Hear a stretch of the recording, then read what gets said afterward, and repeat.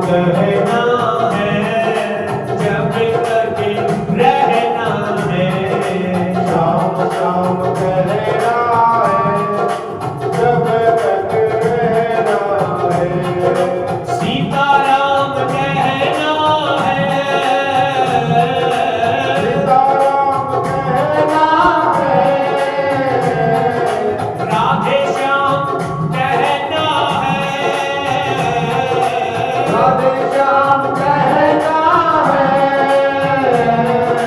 जब तक रहना है, जब तक रहना है, श्याम श्याम कहना है राधे जब तक रहना है, श्याम श्याम कहना है जब तक रहना है, बांके बिहारी जय हो तुम्हारी, बांके बिहारी जय हो तुम्हारी, बांके बिहारी जय हो तुम्हारी, बांके बिहारी जय हो तुम्हारी, जय हो तुम्हारी लाला, जय हो तुम्हारी, जय हो तुम्हारी लाला जय हो तुम्हारी, जय हो तुम्हारी लाला, जय हो तुम्हारी, जय हो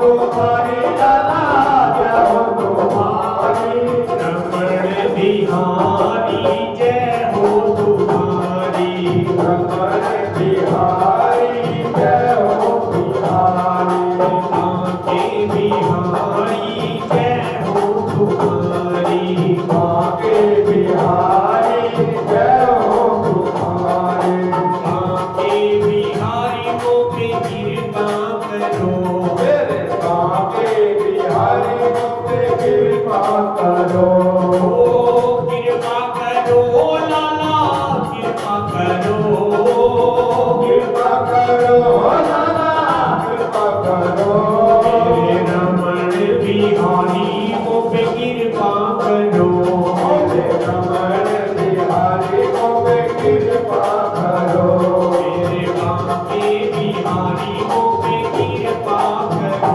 मेरे बांके बिहारी पे कृपा कृपा करो।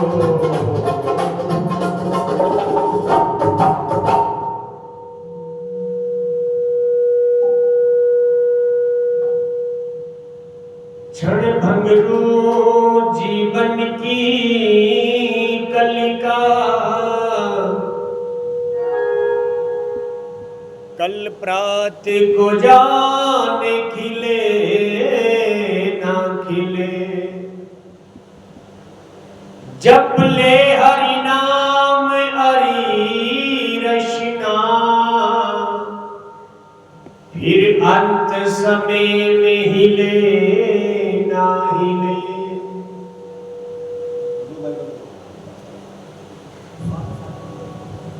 क्षण भंगरू जीवन की कलिका, कल प्रात को जाने खिले ना खिले, जप ले हरि नाम हरि रचना, फिर अंत समय में हिले ना हिले। प्रिय श्रोताओं, बड़े ही सुंदर ढंग से महापुरुषों ने कहा कि क्षण भंगरू जीवन की कलिका, ये हमारा जीवन जो है वो एक कली के समान है। किसी पौधे पर कोई कली खिल रही है, किंतु वो फूल बने ना बने कोई विश्वास नहीं है। इसलिए जप ले हरि नाम हरि रचना। रचना कहते हैं जिह्वा को, जो हमारे मुंह के अंदर जीव है उसको कहते हैं रचना। कि जप ले हरि नाम हरि रचना, फिर अंत समय में हिले ना हिले। कहते हैं कि आज हमारी जिह्वा के अंदर ये साहस है, ये सामर्थ्य है, वो हिल सकती है, हम बोल सकते हैं। हमारे अंदर भगवान ने बोलने का साहस आज दिया है। तो इसलिए जप ले हरि नाम हरि रचना। ये रचना आज ही भगवान का खूब चिंतन कर, खूब मनन कर। क्यों कि अंत समय में हिले ना हिले। जब अंत समय आता है तो व्यक्ति बोलना चाहता है परंतु बोल नहीं पाता है। कुछ लोगों का मानना है कि बुढ़ापे में जाकर के ही भजन करना चाहिए, जबकि शास्त्र कहता है कि बुढ़ापे में तो व्यक्ति को शरीर जो है वो अस्वस्थ हो जाता है, शरीर शुद्ध नहीं रहता, बैठने का साहस नहीं होता, शरीर स्वस्थ नहीं रहता, जाने कितने प्रकार के रोग शरीर में लग जाते हैं बुढ़ापे में जाकर। इसलिए भजन का सही समय बुढ़ापा है ही नहीं, भजन का सही समय तो यौवन अवस्था जवानी में ही है। इसलिए हमें जवानी में ही खूब परमात्मा का वंदन चिंतन करना चाहिए, ताकि हमारे ऊपर बुढ़ापा कभी आए ही नहीं, हमारा शरीर कभी अस्वस्थ रहे ही नहीं, हम जीवन पर्यंत स्वस्थ ही रहे। इसलिए नित्य प्रतिदिन भगवान की पवित्र कथाओं को श्रवण करें, भगवान का नित्य गुणगान करें।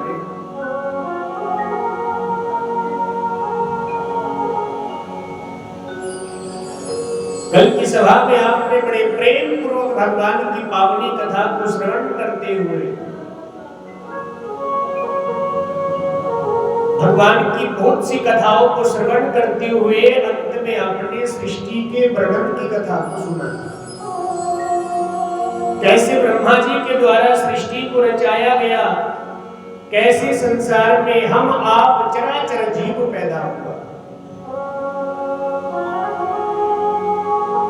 महात्मा परीक्षित सुखदेव जी के पावन चरणार बिंदु में बैठकर के बड़े पावन ढंग से कथा को सुनते हैं। देखिए 7 दिनों में मरने का श्राप लगा था, किसको? परीक्षित बोले 7 दिनों में मर जाओगे। ऐसा नहीं था कि उसका कोई तोड़ नहीं था, कोई इलाज नहीं था। देखिए पंडित जी आए, बड़े विद्वान थे, वो कहने लगे राजन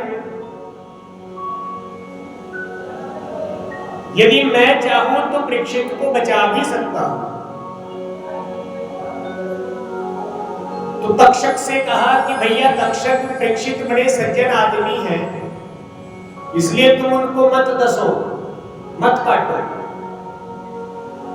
तक्षक नहीं माना, तब ब्राह्मण ने कहा यदि तुम उसे काटोगे तो मैं अपने मंत्रों के प्रभाव से उसे पुनः जीवित कर दूंगा। बोले पंडित जी तुम्हारे मंत्रों में इतनी शक्ति है? बोले हाँ। बोले हम नहीं मानते। नहीं मानते तो ऐसा करो, सामने हरा वृक्ष खड़ा है, इस वृक्ष को दंश लगाओ।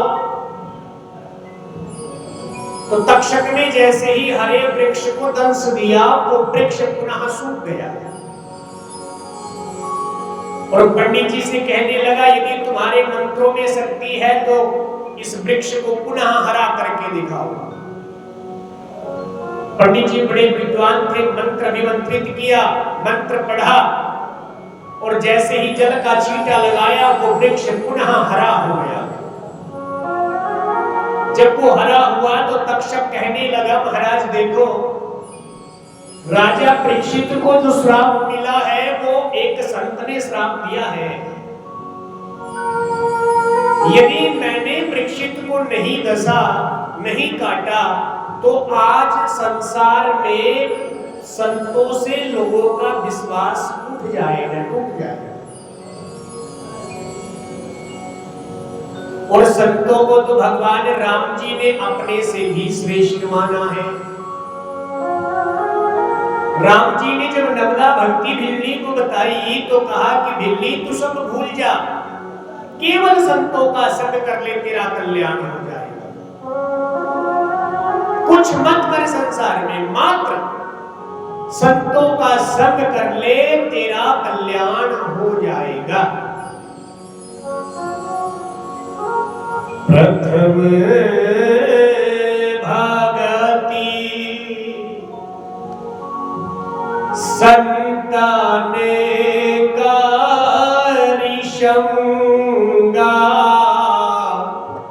प्रथम भगति, प्रथम भगति संताने कारिशंगा, प्रथम भगति संताने कारिशंगा, प्रथम भगति संताने कारिशंगा, प्रथम भगति संताने कारिशंगा। दूसरी रति मम कथा प्रसंगा, दूसरी रति मम कथा प्रसंगा, प्रथम भगति।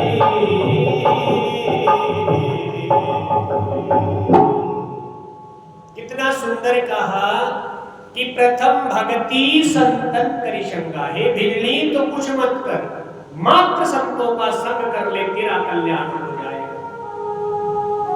और देखिए जब दूसरी भक्ति के बारे में भगवान ने कहा तो एक शर्त भी लगाई है। क्या शर्त लगाई? बोले दूसरी रति मम कथा प्रसंगा, मेरी कथाओं के प्रश्नों को सुन। लेकिन कैसे सुन? रति लगा के, रति यानी मन लगा करके सुन।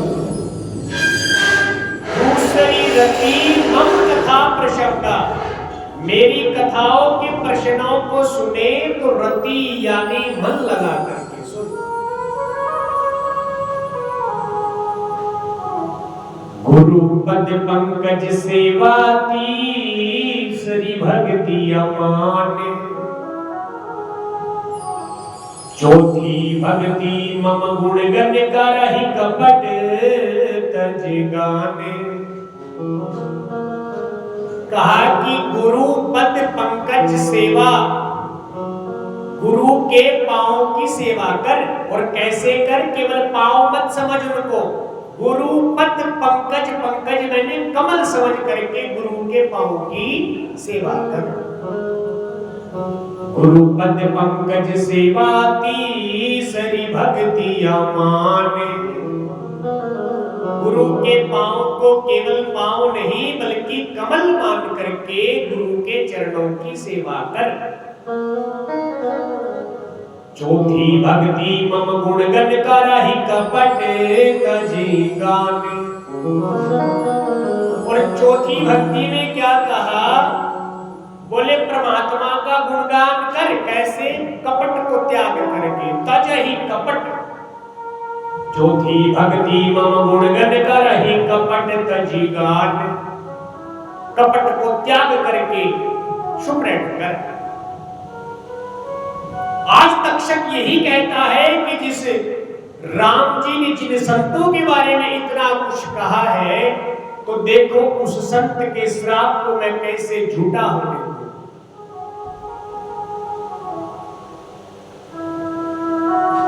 आज बड़े पवित्र ढंग से शुक्र ताल की पावन धरा पर बैठे हुए महात्मा परीक्षित कथा सुन रहे थे। देखिए तभी देवताओं को पता चला स्वर्ग में, भाई पृथ्वी पर अमृत तुल्य सत्कर्म की कथा हो रही है, भागवत जी की कथा हो रही है। तो देखो देवताओं ने एक युक्ति बनाई। कैसी युक्ति? स्वर्ग के अमृत का कलश उठा लिया और स्वर्ग के अमृत के कलश को लेकर के आज देवता लोग पृथ्वी पर आए और सुखदेव जी से आकर के कहने लगे, भगवान हमने सुना है कि राजा परीक्षित को 7 दिनों में मरने का श्राप लगा है। बोले हाँ,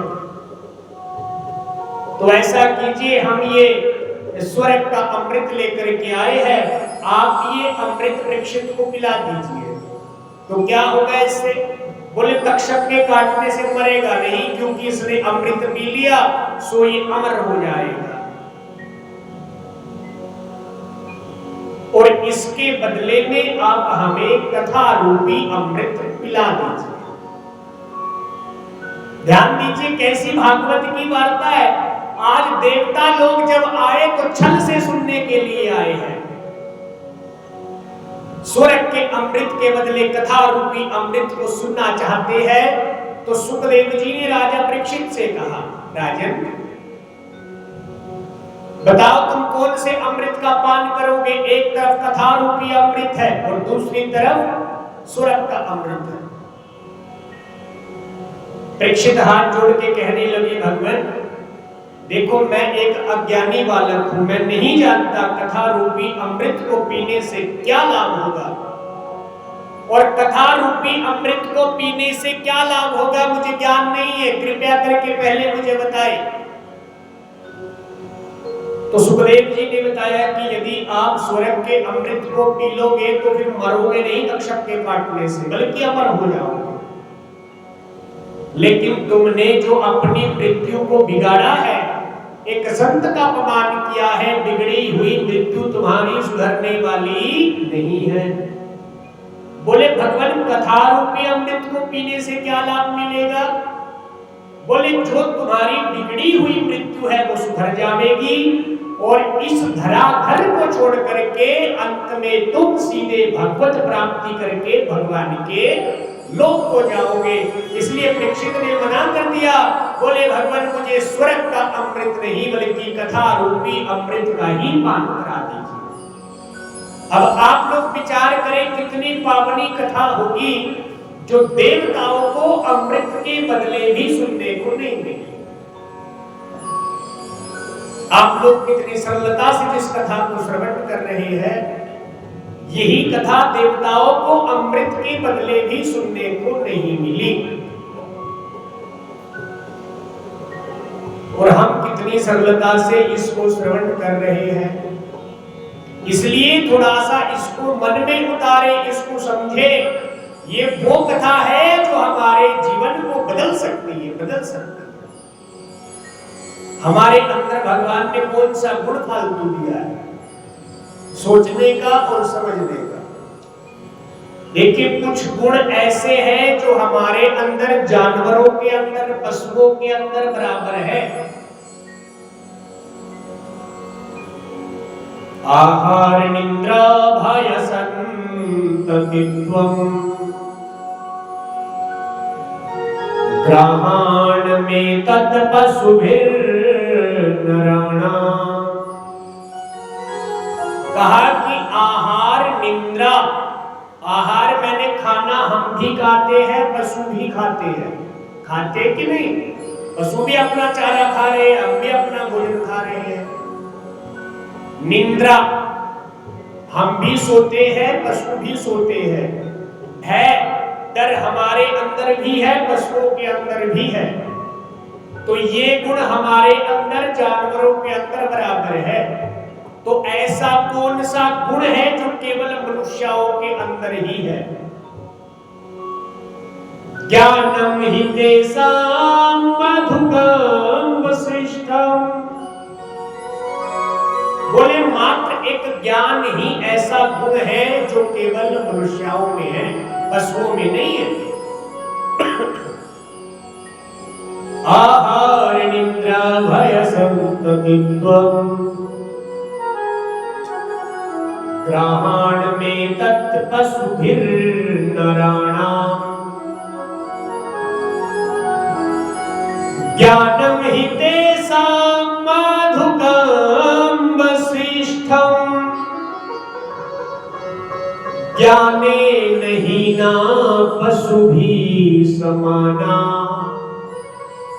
यदि मनुष्य होने के बाद भी हमारे अंदर ज्ञान नहीं है तो हम भी मनुष्य नहीं है। क्या है? पशु। ज्ञाने नहीं ना पशुभिः समाना। जो मनुष्य होते हुए भी जिसमें ज्ञान नहीं है वो मनुष्य भी पशु के समान ही कहे गए हैं। इसलिए भगवान ने हमें सोचने समझने की शक्ति दी है। अपने ज्ञान को जगाइए और ज्ञान को जागृत करके भगवान के पवित्र चरणारविंदों से लग करके भगवान की खूब पूजा करें।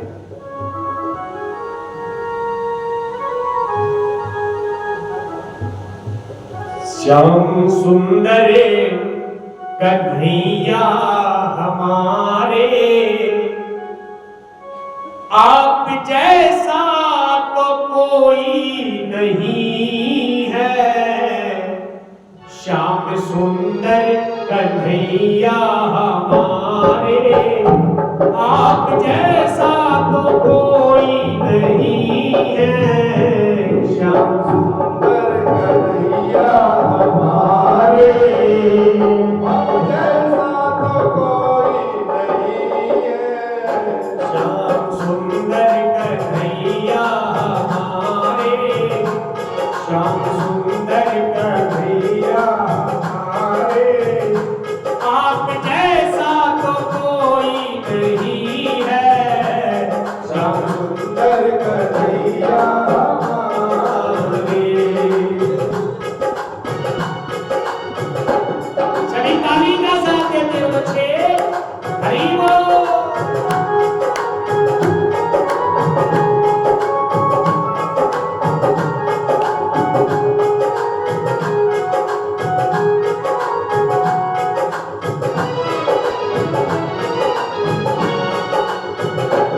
मेरी नजरों ने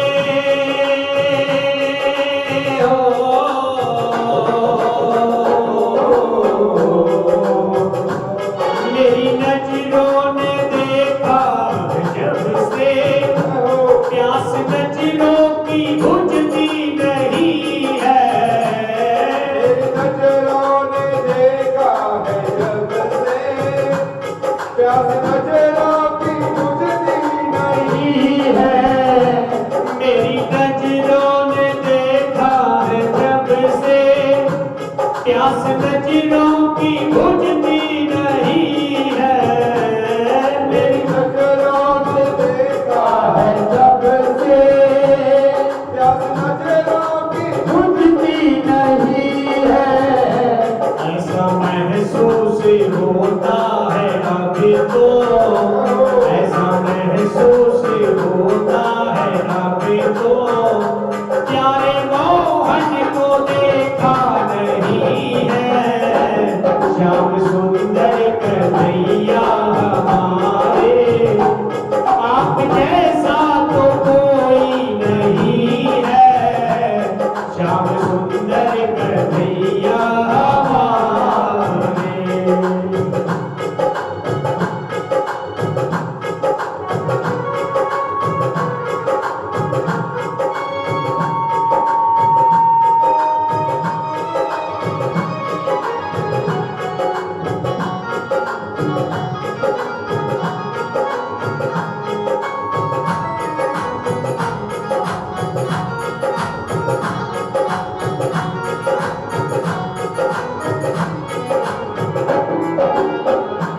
हमने दुनिया को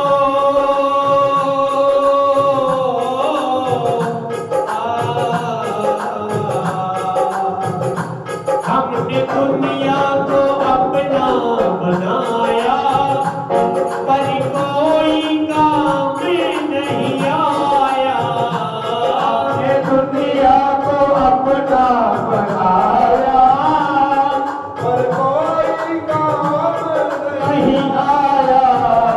हमने दुनिया को अपना बनाया, हमने दुनिया को अपना बनाया, पर कोई काम नहीं आया। पर कोई काम ना आया। यूं तो नाते हजारों है जग में, यूं तो लाखों हजारों है जग में, यूं तो नाते हजारों है जग में। यूं तो नाते हजारों है जग में। आप सा कोई नाता नहीं है। श्याम सुंदर कन्हैया हमारे, आप जैसा तो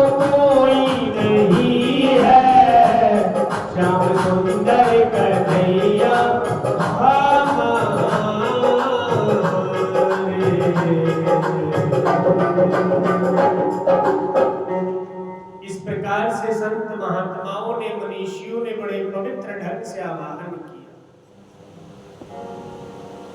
राजा परीक्षित ने पवित्र ढंग से भगवान सुखदेव जी से प्रश्न किया, भगवान कृपया करके मुझे और कथाएं सुनाएं। आज ध्रुव जी के पावन चरित्र को सुनाते हैं। देखिए, कहते हैं महाराज उत्तानपाद का विवाह महारानी सुनीति के साथ संपन्न हुआ, किंतु सुनीति की कोई संतान नहीं हुई।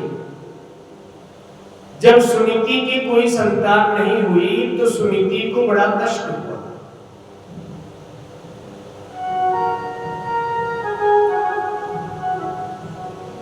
हाथ जोड़कर के पति से कहती है, राजन देखो, वो राजा राजा नहीं होता जिसका वंश आगे नहीं बढ़ता।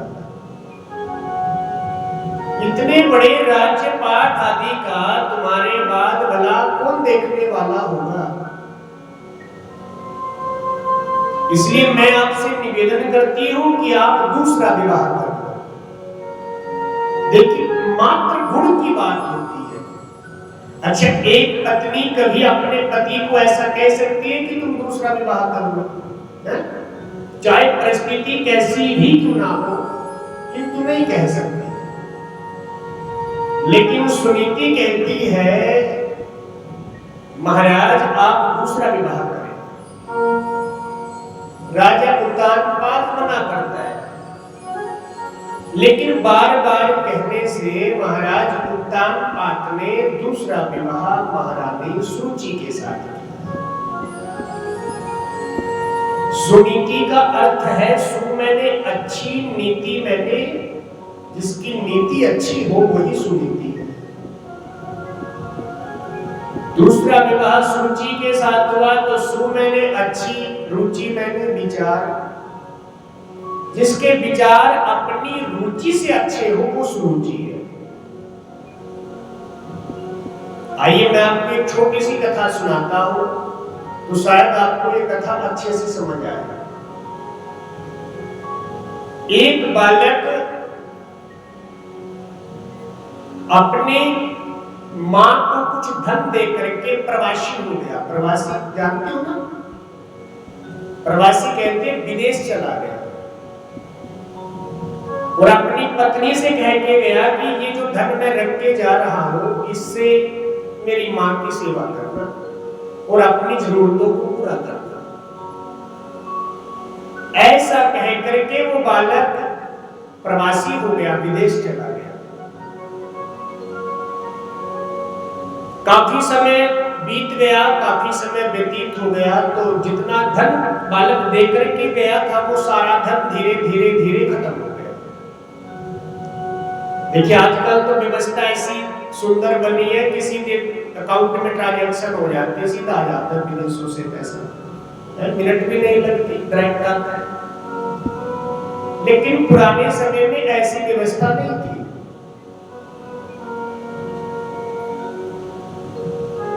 जितना धन बालक दे के गया वो सारा धन खत्म हो गया।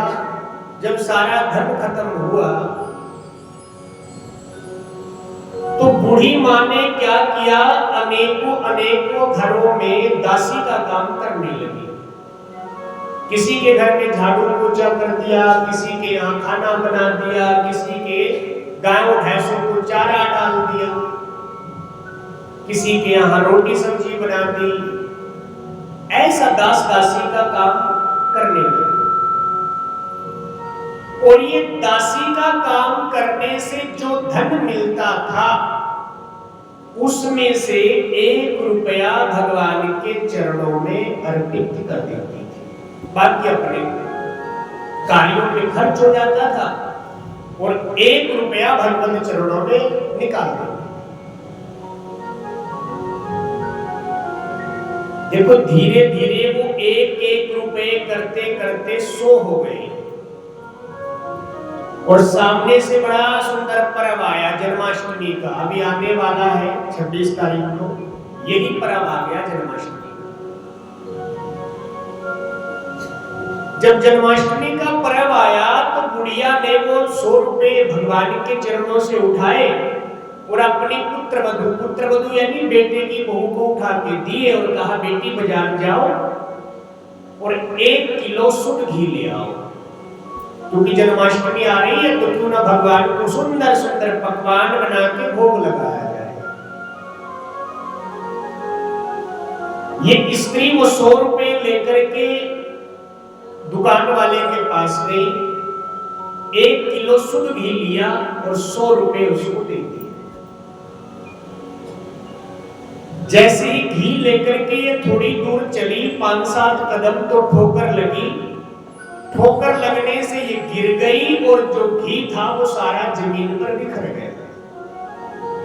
जब वो सारा घी बिखर गया तो ये स्त्री जोर जोर से रोने लगी। क्यों? क्योंकि जाने कितने घरों में दासी का काम करके मेरी सास ने ये 100 रुपए इकट्ठे किए हैं भगवान को भोग लगाने के लिए, किंतु आज ये 100 रुपए का मैंने घी लिया, वो भी बिखर गया। वो बड़ी दुखी हुई और रोने लगी।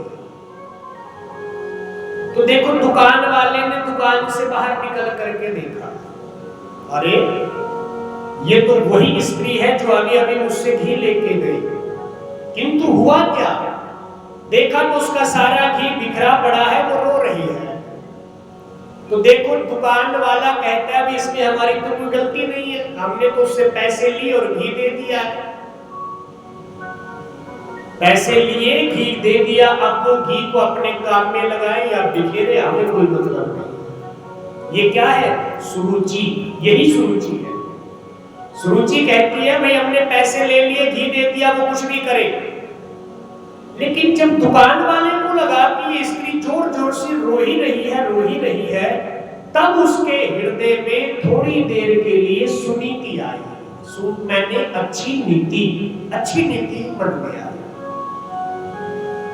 बोले भाई यदि दोबारा इस स्त्री को 1 किलो घी बिना पैसे लिए दे दिया जाए तो जैसे ही इसका पति विदेश से आएगा सबसे पहले मेरे पैसे दिलाएगी और अपने बच्चों से भी कह करके मरेगी, इस दुकान वाले ने बुरे समय में साथ दिया, इसको भूलना मत। ये क्या आई? सुनीति। जब ऐसी सुनीति उसके हृदय में आई तो इसी सुनीति से महारानी सुनीति ने अपने पति उत्तानपाद को समझाया, महाराज आप दूसरा विवाह कर लीजिए, मुझे छोड़ दीजिए। जब सुनीति की ये बात राजा उत्तानपाद को समझ में आई तो देखिए सुनीति ने क्या किया, पति से कह दिया आप दूसरा विवाह कर लो, और अपनी मर्जी से ही राज्य महल को छोड़ दिया और राज्य को छोड़ करके कुटिया बना करके बाहर रहने लगी। ऐसी भगवत की कृपा, भगवान की कृपा हुई कि जिस समय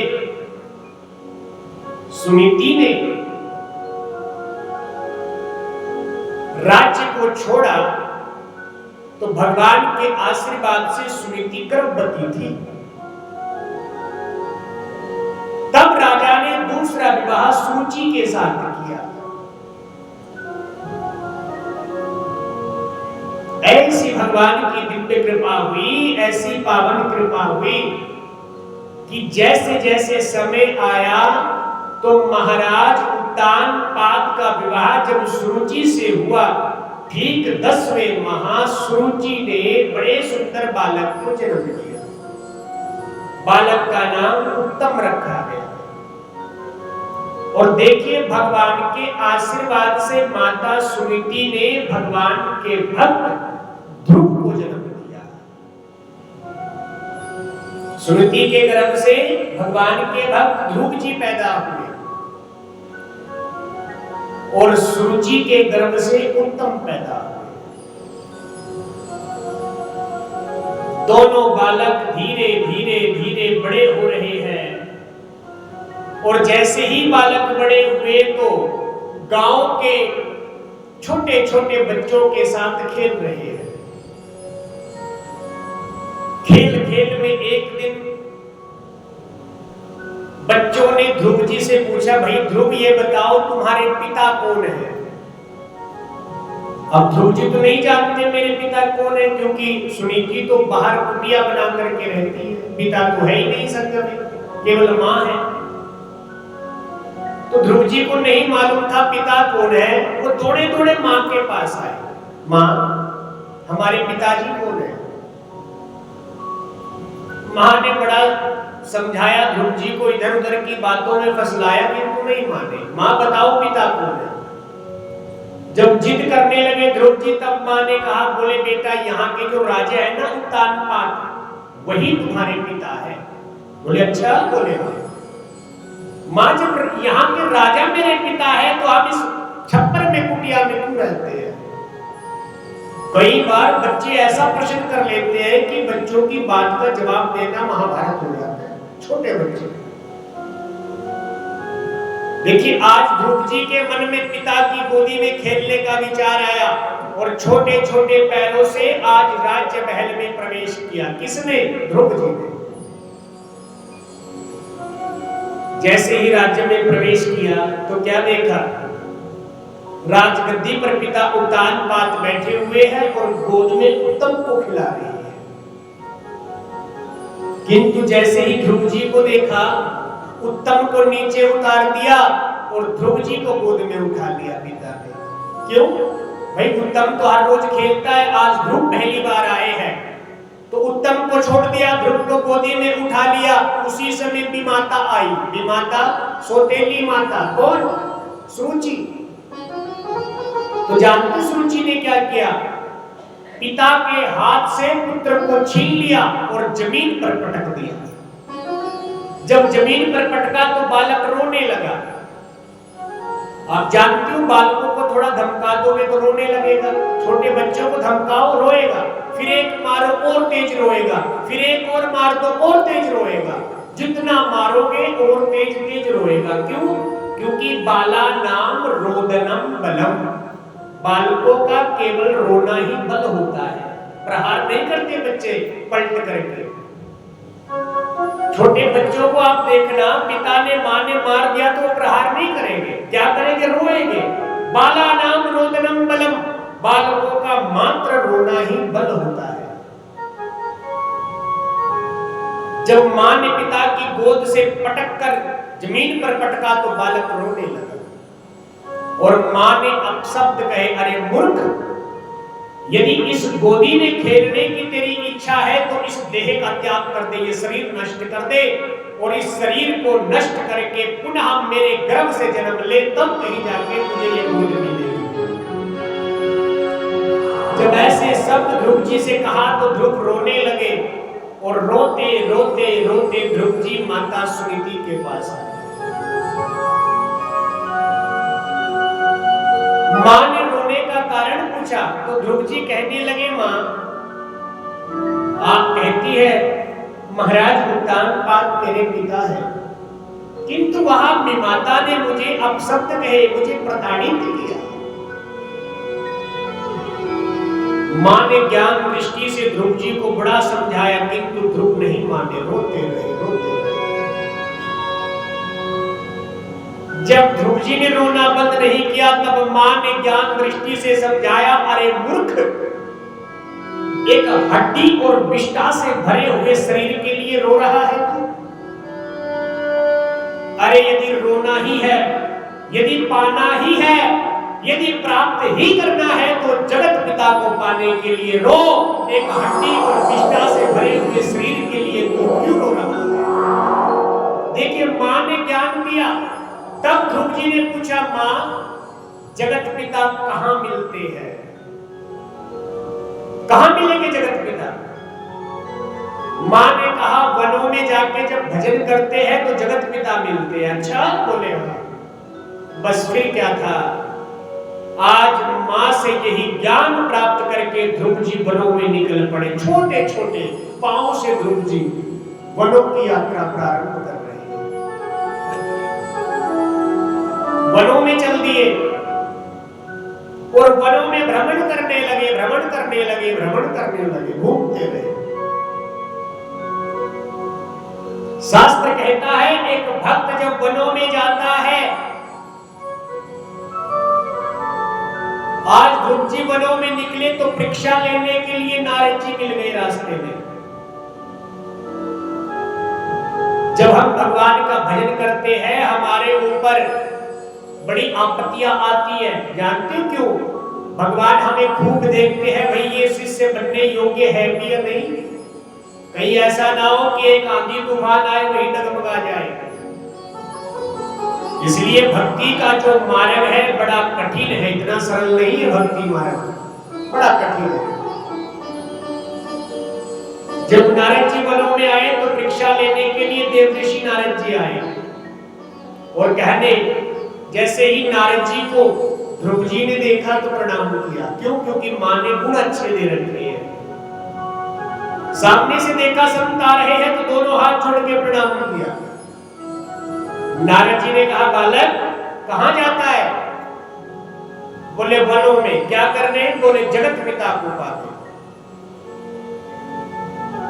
नारद जी मुस्कुराए और कहने लगे, बड़ा मूर्ख है बालक। जिस वन में आया है ना उसमें जंगली हाथी, शेर, भेड़िया, चीता, जंगली सुअर, जाने कितने प्रकार के जंगली पशु इसमें रहते हैं। तुम्हारा कोमल शरीर है, भक्षण कर जाएंगे, खा जाएंगे तुम्हें। लेकिन विश्वास देखिए बालक का। बोले महात्मा जी अब शरीर भी चला जाए तो कोई भय नहीं है, कोई चिंता नहीं है। मात्र एक ही लक्ष्य है कि जगत पिता को प्राप्त करना है। नारद जी को लगा कि शिष्य योग्य है। आपने देखा जब हम कुम्हार से कोई घड़ा खरीदते हैं तो चारों तरफ से उसे खूब ठोक ठोक करके देखते हैं, नहीं कच्चा ना हो, धोता ना हो। ऐसे ही भगवान के अपने भक्त को पहले खूब बजा के देखते हैं, कभी भक्ति मार्ग में कच्चा ना पड़ जाएगा। नारद जी ने परीक्षा ली तो सोचा कि शिष्य योग्य है, सफल हो जाएगा। और जब शिष्य योग्य लगा तो शिष्य को द्वादश अक्षर मंत्र दे दिया, ओम नमो भगवते वासुदेवाय। श्रीमद् भागवत जी का यही मूल मंत्र है। आज नारद जी गुरु बने और ध्रुव जी महाराज से कहा कि बेटा इसी मंत्र का जाप करना और सुनो, इस मंत्र का जाप करें तो जमुना के किनारे बैठ करके करें। क्यों? जमुना जमदूतन तारत है, भाव तारत है श्री राधिका रानी। कहा कि जमुना के किनारे पर भजन करने से यम के दूत नहीं आते। भव तारत है श्री राधिका रानी। और राधा रानी की अपार कृपा से हम भव सागर से पार चले जाते हैं। आज नारद जी वनों में आए, जमुना किनारे बैठ गए, नमो भगवते वासुदेवाय द्वादश अक्षर का निरंतर जाप चल रहा है। भजन करते हुए ध्रुव जी ने नेत्र बंद किए तो देखा कि पिता का दूषित अन्न पेट में है। जो अन्न खा के चले थे ना, कल मैं आपको बता रहा था, यदन्नम खादति येता बुद्धि भवति तादृशा। जैसा अन्न खाओगे वैसा मन हो जाएगा। इसलिए अन्न शुद्ध खाना चाहिए। राजा का दूषित अन्न पेट में जब पता चला तो ध्रुव जी ने अन्न का त्याग कर दिया। फलाहार खाते और फल खा करके परमात्मा का बंधन करते। इस क्रिया को भी 2 माह तक किया, फिर फलों का भी त्याग कर दिया, मात्र जल पीते और भगवान का भजन करते। इस क्रिया को भी 2 माह तक किया। 6 महीने हो गए, 6 माह की तपस्या ध्रुव जी ने की। अन्न जल का त्याग करके जब अंत में लगे तो अंत में ध्रुव जी ने अपनी श्वासें रोक दी। या तो भगवान दर्शन देने आएंगे या तो फिर श्वासों को रोक करके आज इस देही का ही त्याग कर दूंगा, प्राणों को ही छोड़ दूंगा। ऐसा मन में विचार करके आज श्वास रोक करके भगवान का स्मरण करने लगे, भजन करने लगे। जिस समय ध्रुव जी ने अपनी श्वास रोकी तो ये जो संसार में प्राण वायु बहती है, ये प्राण वायु रुक गई, देवताओं के आसन डगमगाने लगे, इंद्र आदि का आसन डगमगाया, तो सभी देवता इकट्ठे होकर भगवान के पास आए। जैसे ही भगवान के पास आए, कहने लगे, भगवान छोटा बालक मात्र 5 वर्ष की आयु में अन्न जल का त्याग करके आपका भजन कर रहा है, भगवान कृपया करके बालक को दर्शन दीजिए। भगवान के नेत्र सजल हो गए, रोने लगे, और रोते हुए भगवान कहने लगे, देवताओं वो मेरा भक्त है, और सुनो क्या कह रहे हो कि मैं उसे दर्शन देने जाऊं? अरे ऐसे भक्त को मैं दर्शन देने नहीं, बल्कि ऐसे भक्त के मैं दर्शन करने जा रहा हूं। वो कैसा भक्त है? आज ध्रुव जी के सन्मुख परमात्मा गए। जैसे ही ध्रुव जी के सामने परमात्मा खड़े हैं, देखो कितनी विचित्र बात है। भगवान कहते हैं, ध्रुव में आ गया हूं, आंखें खोलो, किंतु ध्रुव जी आंखें नहीं खोल रहे हैं। ध्रुव जी ने आंखें नहीं खोली, चिंतन कर रहे हैं। भगवान ने नेत्र बंद किए और देखा जो हृदय में ध्रुव जी भगवान के स्वरूप को देख रहे थे, उसको बाहर खींच लिया भगवान ने। तो ध्रुव जी घबराए, और घबरा करके पुनः नेत्र खोले तो सामने भगवान को देखा। अब देखिए सामने भगवान है, किंतु भगवान से बातें कैसे करें, क्या परमात्मा से कहे, ये मालूम नहीं है। इसलिए हमने कथाएं सुननी चाहिए, हमें पता लगना चाहिए। सोचो यदि हम यहाँ से रादौर यमुनानगर जा रहे और मार्ग में भगवान मिल जाए हमें, पहली बात तो हमारे ऐसे कर्म नहीं है, लेकिन फिर भी यदि मिल जाए तो आप क्या कहोगे? आओ भाई 2 मिनट बैठ के जाओ, चाय पानी ले लो, है ऐसा बोलोगे? क्या कहेंगे? आओ समोसे 2 ले ले। कैसे बात करें भगवान से? अब ध्रुव जी को भी मालूम नहीं है कैसे बात करें, तो भगवान ने अपना पांचजन्य शंख लिया और ध्रुव जी के कपोलों पर लगाया। क्यों? क्योंकि कपोलों वसते सरस्वती, कपोलों में सरस्वती का वास होता है। कपोल में सरस्वती का वास होता है। तो ध्रुव जी चिंतन करने लगे, फुल्लेन्दुवर कांति इंदुवदनम। आज भगवान का चिंतन कर रहे हैं और मंत्रों के द्वारा भगवान का आवाहन कर रहे हैं। जैसे ही भगवान का चिंतन वंदन किया,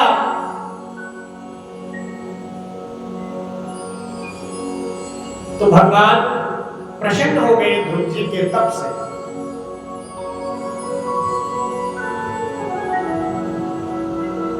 फुल्लेन्दुवर कांतिमिन्दवदनम प्रभावतंसा प्रियम श्रीवत्सांगमुदारिकोस्तु भद्रम पीतांबरम सुंदरम गोपीनाम नयनोत्पलाचिततनु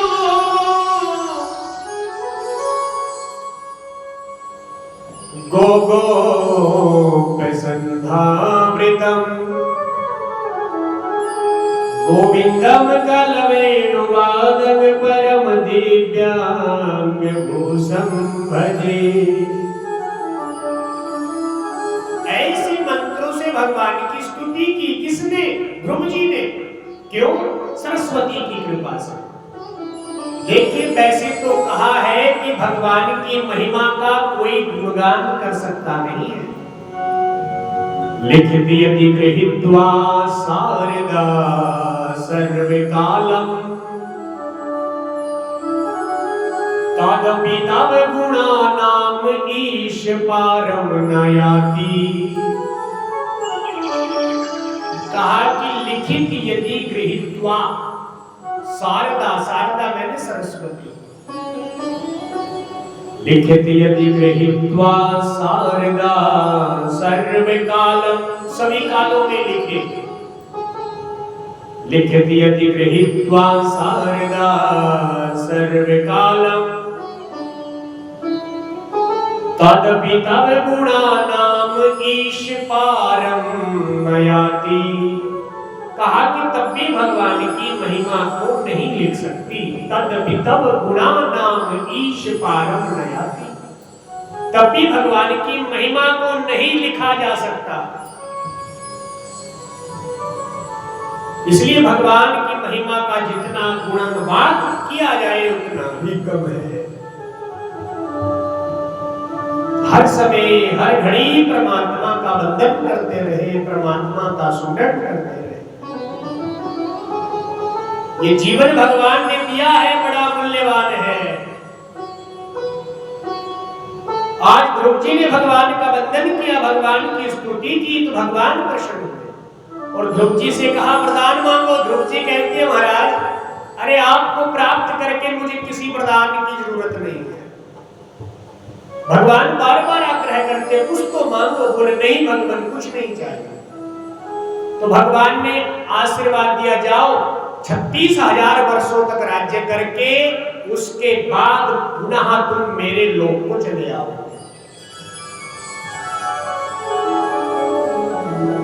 ध्रुव जी वापस जब राज्य महल की ओर बढ़े तो आप जानते हो देवऋषि नारद जी ने राजा उत्तानपाद से कहा, राजन तुम्हारा पुत्र आज भगवत प्राप्ति करके वापस आ रहा है। तो राजा ने हाथी को सजाया और साथ में सेवक लेकर के ध्रुव जी को लेने आए।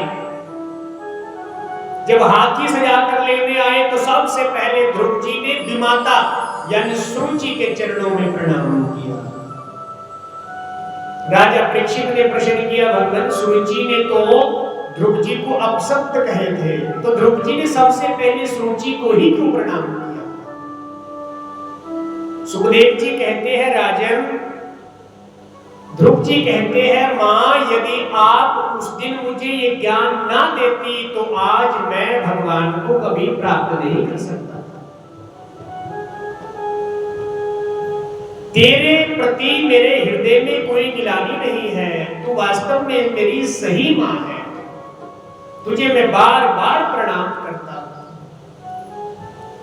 जिस मां ने अपमानित किया था सबसे पहले उसी मां को प्रणाम किया, पिता को प्रणाम किया, मां को प्रणाम किया। पुनः ध्रुव जी आज राज्य महल में आए तो देखिए राजा उत्तानपाद ने आज ध्रुव जी को ही राज्य तिलक कर दिया। ध्रुव जी को राज्य तिलक कर दिया तो ध्रुव जी राजा बन गए, राज्य करने लगे। एक दिन इनके भाई उत्तम यक्षों की नगरी में गए और यक्षों के द्वारा मारे गए। तब ध्रुव जी यक्षों के साथ युद्ध करने चले। यक्ष बड़े मायावी थे, बाणों की सैया में बांध दिया ध्रुव जी को, और जब बाणों की सैया में बांधा तो ध्रुव जी ने भगवत चिंतन किया और ऐसे निकले बाणों की सैया से जैसे विंध्याचल से भगवान सूर्य उदय होते। तभी भगवान ब्रह्मा जी, महाराज मनु, देवऋषि नारद, इंद्र आदि देवता आए और उन्होंने ध्रुव जी को शांत किया, पुनः राज्य में आए। कहते हैं एक बार मृत्यु ध्रुव जी को लेने आई तो ध्रुव जी ने मृत्यु को टाल दिया। जो भगवत प्रेमी होते हैं, जिन्हें भगवान की कृपा हो जाती है, वो कहते हैं अपनी इच्छा के अनुसार आज ध्रुव जी अपनी प्राणों का त्याग करते हैं अपनी इच्छा से। मृत्यु लेने आई तो मना कर दिया, नहीं जाएंगे अभी। क्यों? बोले अभी माता पिता का ऋण कंधे पर है, जब तक माँ बाप की गति नहीं होगी, वो भगवान के लोक को नहीं जाएंगे, तब तक नहीं जाऊंगा। और जब ध्रुव जी इस धरा से पृथ्वी से गए तो ध्यान दीजिए, एक पांव मृत्यु के सर पर ध्रुव जी ने रखा और दूसरे पांव से विमान में बैठ करके पुनः भगवत प्राप्ति से भगवान के लोक को ध्रुव जी जाते और भगवान से प्रार्थना करते, याचना करते हैं, हे भगवान जैसा प्रेम आपका मेरे साथ हुआ बस यही जीवन पर्यंत बना रहे, यही प्रेम मैं जीवन भर चाहता। दाता तेरा मेरा प्यार कभी ना बदले, दाता तेरा मेरा प्यार कभी ना बदले। दाता तेरा मेरा प्यार कभी ना बदले। दाता तेरा मेरा प्यार कभी ना बदले, कभी ना बदले, कभी ना बदले, कभी ना बदले। आइए सभी बच्चे हरि बोल। तेरा मेरा प्यार कभी ना बदले। तेरा मेरा प्यार कभी ना बदले।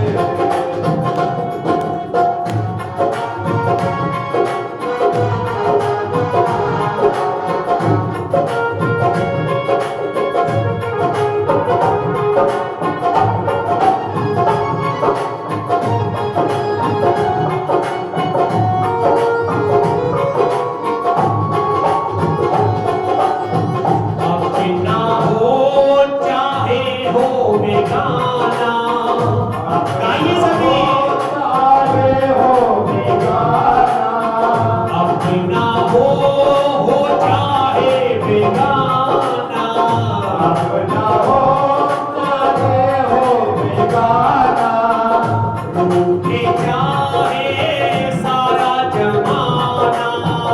रूठे चाहे सारा जमाना, अपना हो चाहे हो बेगाना। अपना हो चाहे हो बेगाना, रूठे चाहे सारा जमाना।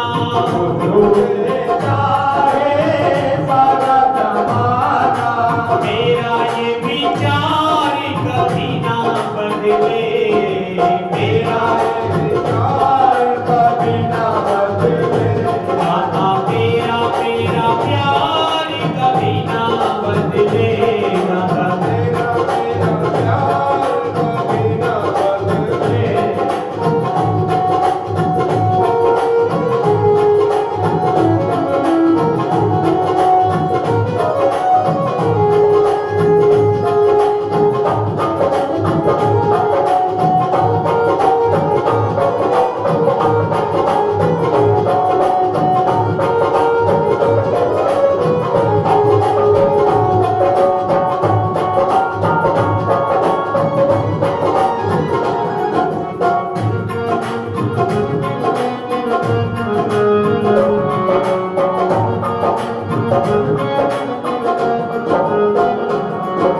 सत्संग तेरा छोड़ू कभी ना।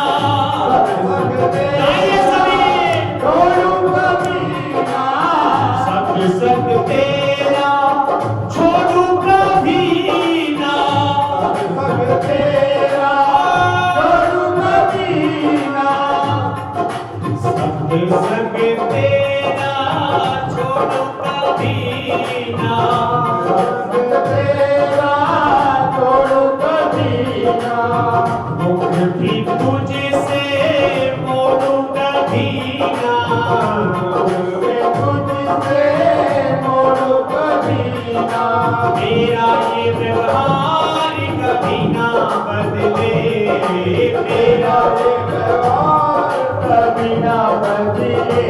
दाता तेरा मेरा प्यार कभी ना बदले। तेरा मेरा प्यार कभी ना बदले।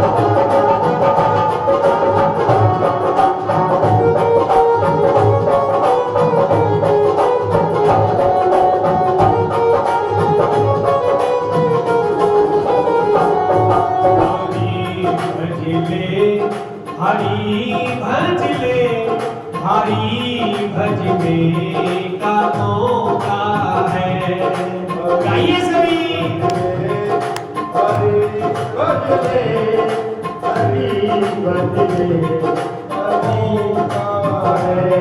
हरि भजले हरि भजले हरि भजले का मौका है। हरि बदले हरि भजले हरि भजले का मौका है। आभी भजले आभी भजले आभी भजले का मौका है। अभी बदले अभी भजले अभी बदले का मौका है। हरि भजले हरि भजले हरि भजले का मौका है। हरि बदले सभी गाइए। बदले हरि बदले हरि को है।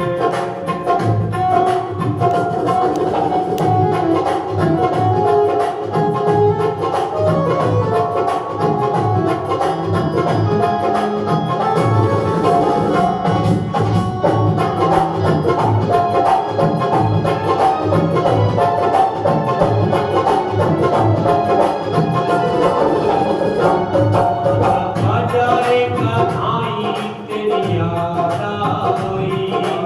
आजा रे कन्हैया तेरी याद आई। आजा आजा रे कन्हाई तेरी याद आई। आजा रे कन्हैया तेरी याद आई। याद आई रे तेरी याद आई।